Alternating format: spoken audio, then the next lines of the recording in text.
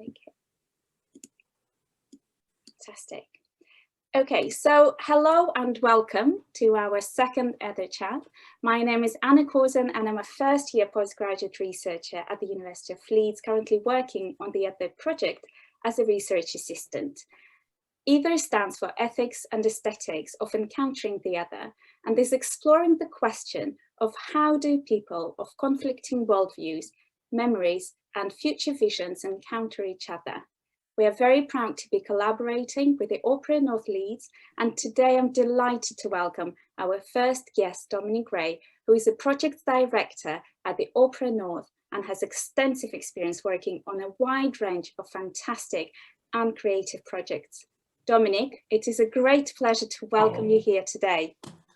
Thank you, Anna. Thank you for asking me to take part in this, and I know this is your first interview, so good luck. I hope it goes well for you, and you get I say all the things you want me to say. Thank you, and fantastic. Okay, Dominic. So in our previous Ether chats with myself, Karen, and Louise, we talked about the meaning of Ether and what it means to us personally. So today, really, I want to ask you the same question. And I also want to find out more about why you were interested in partnering with us and in the Ether project. Sure. Well, I mean, it's unusual. Perhaps it's surprising, but it is unusual to bring together ethics and aesthetics when talking about any artistic program or project, and this one obviously because it's about encountering the other. So it's about understanding that we're not all the same, and it's exploring difference. And in that area, it's particularly important, I think, to bring the two things together. So I was attracted by the title, that it's ethics and aesthetics at the same time. You know, we have social and personal and political responsibilities when we make art, of course, and anybody who works in the arts or as an artist or an arts manager like me understands that, and we take those responsibilities very seriously. So on the one hand, we've got these kind of ethical responsibilities, but on the other hand, we've got we've got the power of the imagination and our artistic preferences and our aesthetic drivers as well, but very often they're separated. So you quite often see fantastic work that's driven by ethical considerations. You know, it's socially motivated. Sometimes it's more focused on the kind of social outcomes more than the artistic processes. And on the other hand, you very often see work that's aesthetically very satisfying or challenging or revealing, but doesn't necessarily have an articulated purpose or direction within ideas of social responsibility and contribution to understanding. So putting the two concepts together in one project, I think it allows a really special place to open up where the two processes, the ethical approach and the aesthetic approach, can come together. And I'm certain that through the process over the next however long it's going to last, that what we'll find is that the ethical approach can inform and open up the artistic process. It's not a limiter on it, but it's a contributor.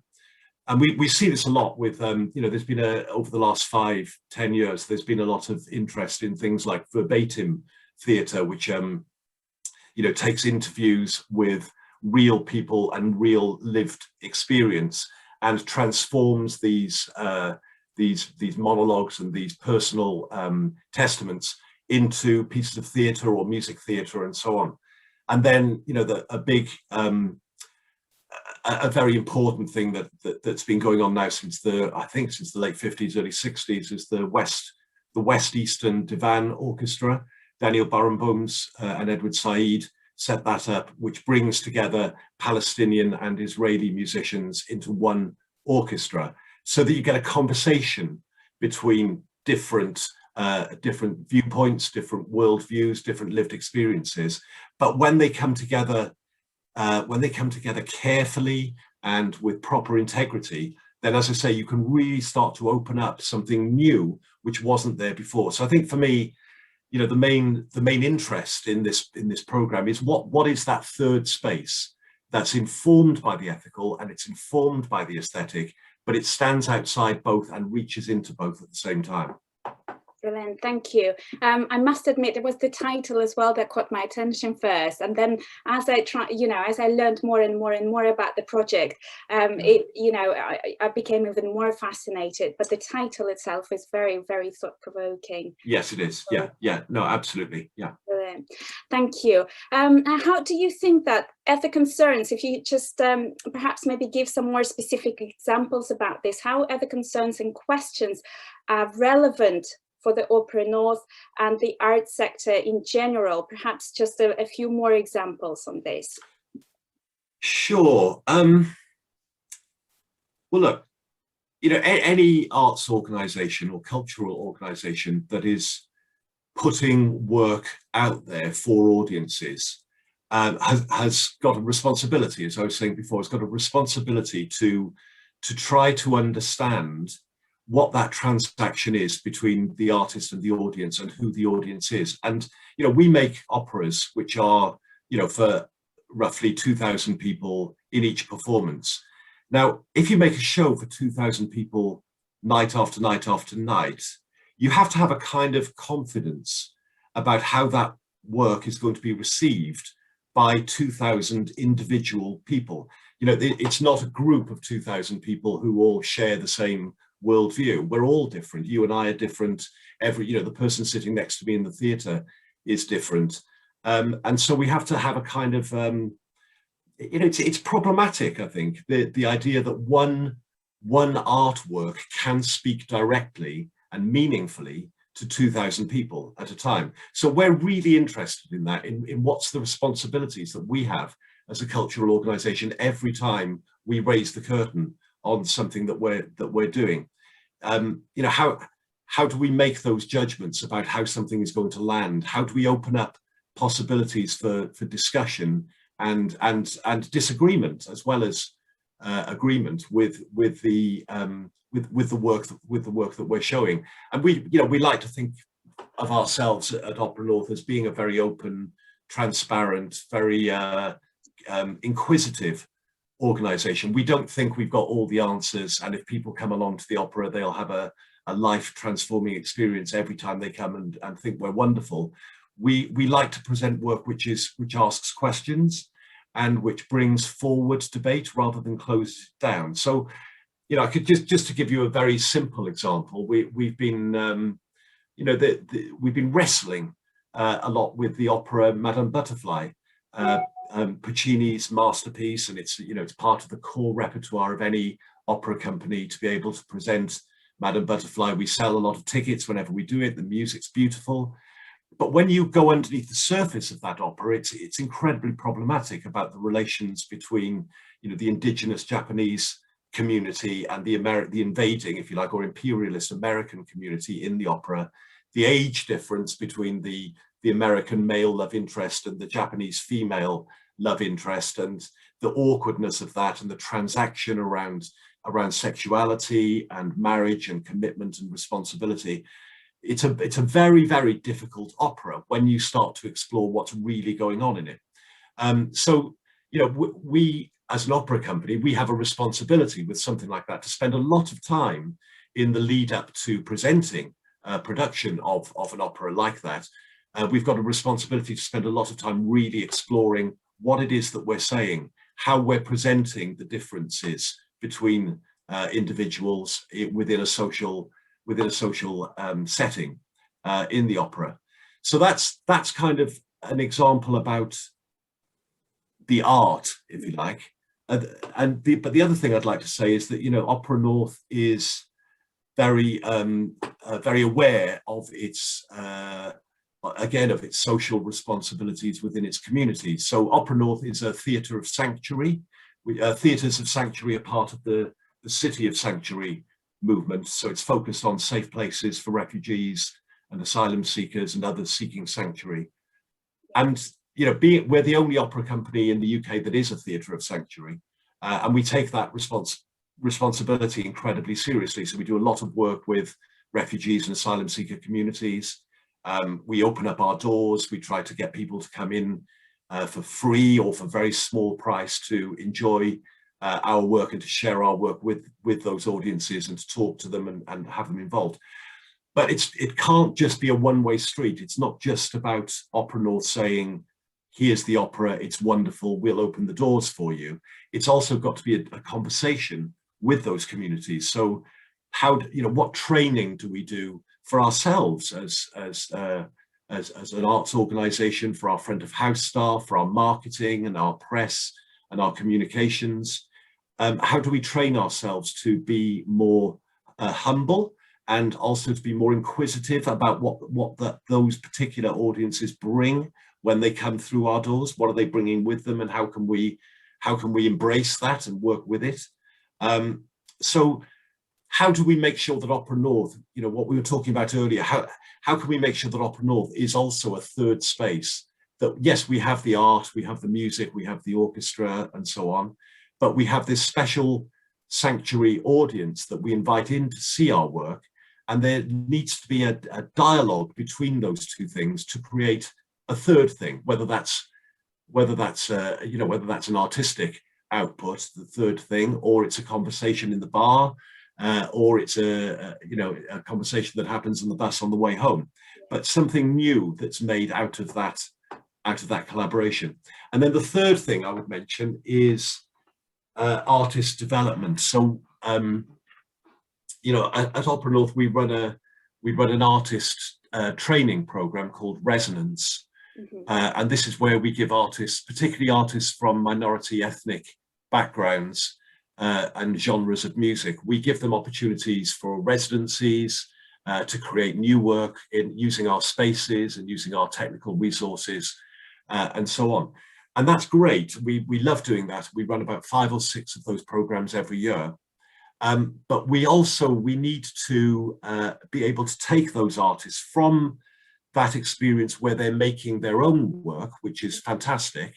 But how do we move from that to genuinely collaborative work between those artists and Western classical music, a chorus, an orchestra who are trained in particular ways? So again, how do we find that third thing where not only do we give opportunities for artists to develop their work, but we also embrace that input in seeing how it can inform and change the work that we're making as an opera company. So I think, those are pretty tangible examples. Wow, that's just fantastic. I never realized how much behind the scenes is going on, and it sounds absolutely incredible. Oh, thanks. Well, it's yeah. Well, as I say, it's part of it's the responsibility. We're a very well-funded arts organisation. We're very large. We've got a lot of staff. We've got a lot of buildings. We've got a lot of equipment and technical crews, and we are constantly asking ourselves how we maximise the potential of those resources, not just for us, but for the community at large, while knowing that the more we work with the community at large, the more it will come back to us. Do you know what I mean? It's when it goes well, it all works. Yeah, it links us very well to the next question, which is, I was going to ask you, so what do you hope Opera North can gain from participating and collaborating with the Ether project? I think we can gain, a lot of that kind of, I'm going to say theoretical, but I don't mean it's purely theoretical and doesn't have practice in it, but we can gain a lot by understanding more the kind of the language, the academic and theoretical context in which we're trying to do our artistic thinking. Because, again, as I was saying earlier, very often in the world, in society, things are separated. So the academy is over here doing its deep thinking and research into ethics and responsibilities, and then we're over here making shows and working with communities. But to come together in a shared space to do that is really, really important. Having that context of the Ether project will give us access to all kinds of things happening in other countries, across the UK.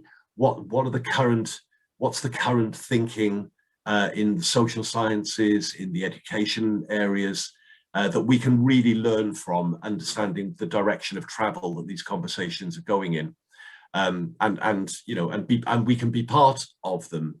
But as I said before, there's a kind of we're going into this process with a very open mind, and a very humble, I think is the right word. We're really up for learning. We don't think we've got all the answers. I have got a question, I suppose, that comes out of that. One of the kind of premises of the Ether project is around, I think the phrase is conflicting worldviews, isn't it? Yeah. And that feels really difficult to me. I think it's a very sensitive word and topic. Yeah, absolutely. I mean, and how far Ether can start with, it always feels to me that conflicting worldviews is something you can work towards, but you start off with the simple otherness between you and me, Anna, or between me and the person, as I say, that I'm sitting next to in the theatre. There's already plenty of otherness between individual human beings before you get to conflicting worldviews. And that feels to me like it's going to be a really tentative but very important journey to go on through the programme. Absolutely, and I absolutely agree with you with the fact that this is the aim of Ether, really, is to bring all different people together, really, and and connect different people and minds together, and connect the theory and practice as well together. As you said, we work in the research centre at the university, and there's a lot of theory and we do a lot of reading, but that's where it is, really. And you are doing all the action and putting things together. And I think putting us together makes it so much stronger and powerful. And the aim of Ether as well is to bring different disciplines together, and not just the academics or not just the practitioners, but the more the merrier, and see what happens and to start. But as you say, it's quite a sensitive topic as well. So where will it take us? That's a good question. Yeah, no, it's exciting. It's really good. I was very pleased about that with the Ether setup. That as you say, it's the academic community, but it's a really broad range of disciplines within that academic community that are contributing to it. So that's great for us as well to hear from linguists as well as historians and sociologists. It's really great. We'll see what happens. Okay, I have the final question. So as I have already mentioned, the main question that Ether is asking is, how do people of conflicting worldviews, memories and future visions encounter each other? So I know we've already touched base on this, but how, finally, so how does this question resonate with you and your work at the Opera North? I think it comes down to two things, I suppose. One is that opera is a living art form. It's not a museum. Museums would call themselves living spaces. Of course they would. But opera is very concerned about its future. I think it's anxious about its future because it's very tied up with a lot of ideas about 19th century imperialism, the size of our theatres, the kind of Victorian ethics and structures and buildings, and the kind of classical music that we make.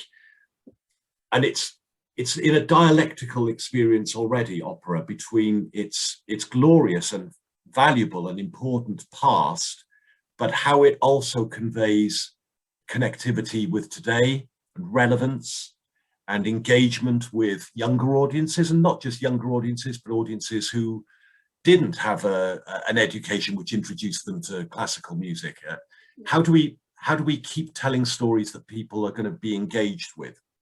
So that's one of the reasons, and one of the ways we explore that is by taking part in things like Ether. If we can't be outside of those discussions about what's the relevance and meaning of art in the 21st century. I mean, but we like to think that an opera company should be in that debate. So that's one thing. But I think the other thing, increasingly, and the lockdown and COVID has really shown this, is that we don't want to come back after lockdown the same as we were when we went in. We want to be, we want to be different. We want to be more open. We want to be more porous, so that the influences of other people are influencing our work and our experience. And there's, I keep talking about responsibility as if it's a bad thing almost, but we think it's great to really embrace our responsibility to be part of a contemporary city's cultural life. Absolutely. And I think the word responsibility, as you say, it might be a scary word, but we're all responsible for something, and we have to acknowledge that. It is important, not turn the blind eye to it. Absolutely. Yeah. No, that's absolutely brilliant. Thank you, Dominic, so much. I've learned so much today already, and I'm really looking forward to the Ether seminar and the event. Yeah, me too. Yeah. And now I'm looking forward to it even more than ever. So great, absolutely brilliant. Thank you so much. I would like to thank you, Dominic, on behalf of the whole Ether team for joining me today and sharing your wonderful and brilliant ideas. Thanks. I'll look forward to seeing you at the end of April at the first seminar. Absolutely, yes. And also thank you very much to our listeners and viewers who joined to watch this chat. Thank you very much for that. Enjoy the rest of your day. Thank you, Dominic, once again, and I hope to see you soon in April in the seminar. Thank you so much, and bye-bye.